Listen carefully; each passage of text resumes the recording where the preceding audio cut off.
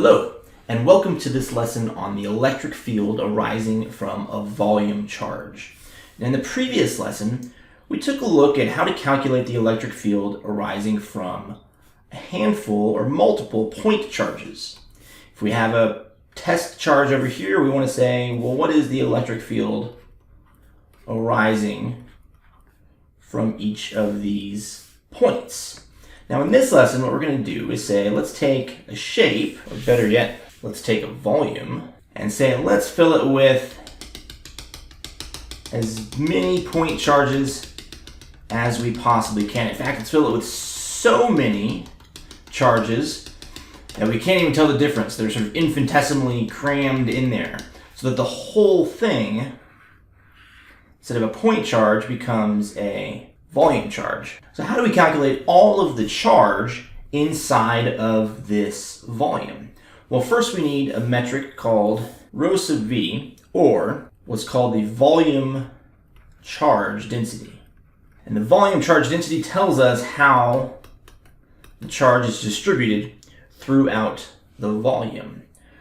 So if we want to calculate Q, which is the actual charge in the volume, well, all we have to do is integrate it across the volume. So the volume of rho sub v with respect to the volume. Now often, because we're calculating volume, this is going to be a triple integral, which can be pretty tedious to solve. So let's go ahead and work an example. Set up our axes here. We've got the x-axis, the y-axis, the z-axis, and let's say that around the axis, the z-axis, we've got a cylinder, and that cylinder has a radius of 0.01 meters and exists on the z-axis between 0.04 meters and 0.02 meters. Now we should work this problem in cylindrical coordinates. That's exactly what we're going to do. Inside this volume, the charge density, rho sub v, is given as this: minus 5 times 10 to the negative 6 times E, Euler's constant, raised to minus 10 to the 5 times rho times Z. So that's our volume charge density. So if we want to calculate the entire charge inside this cylinder, then we've got Q is equal to, remember, the volume, rho sub v dv, which will expand out to be, now we're in cylindrical coordinates. This is going to be, the first one will be z, the integral from 0.02 to 0.04, with phi 0 to 2 pi,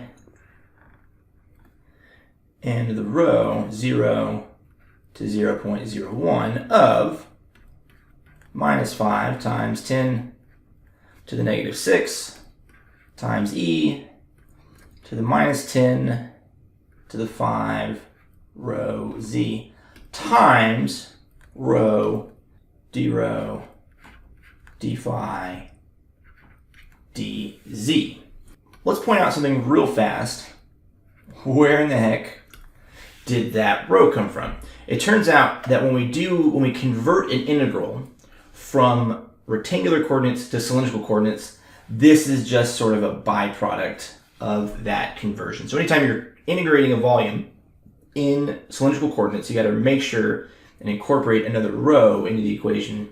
Now this is a pretty crazy and complex integral, and so what we'll do instead is use a computational tool.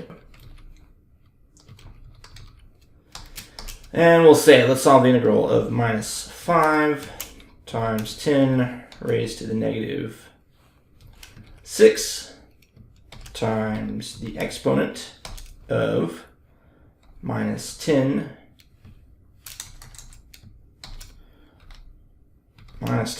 raised to the 5 times, I'm going to use P times Z, close that, times P, comma, P from 0 to 0.01, use Y from 0 to 2 times pi, and Z from 0.02 to 0.04. Close it off, let it run, and we get this, minus 7.85 times 10 to the negative 14. So we got minus 7.85 times 10 to the negative 14. Now a couple things to notice here. Since it's charged, we don't necessarily care about the sign. We're just interested in the intensity of the electric field at this point, right? The sign just tells us the direction of the electric field.